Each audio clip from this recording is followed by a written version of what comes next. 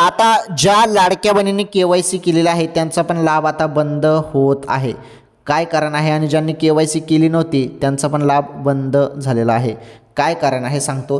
तसेच 3,000 रुपये वाटपबद्दल पण अत्यंत महत्त्वाची गुड न्यूज, ती गुड न्यूज पण तुम्हाला या व्हिडिओच्या शेवटी पाहायला मिळेल. काही नाही, 1 मिनिटाचा व्हिडिओ आहे, 1 मिनिटात सर्व अपडेट पाहायला मिळेल. व्हिडिओला लाईक करून घ्या, चॅनल नवीन असेल चॅनलवर सबस्क्राईब करून घ्या, चॅनल पण नवीन असेल तर. हे बघा, आता ज्यांनी KYC केलेलं आहे आणि तरी त्यांचा हप्ता बंद होणार आहे का? कारण KYC करूनच फायदा नाही.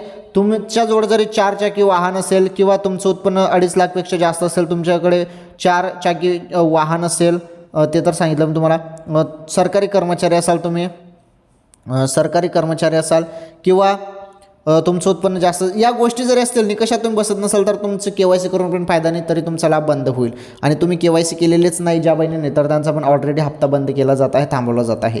त्यामुळे KYC करणं फार गरजेचं होतं. राहिला विषय 3,000 रुपये वाटपचा, तर 3,000 रुपये वाटप कोणत्या क्षणी तुमच्या खात्यामध्ये जमा होईल? फक्त ज्या बहिणी पात्र असतील त्यांच्याच खात्यामध्ये जमा होतील. ओके.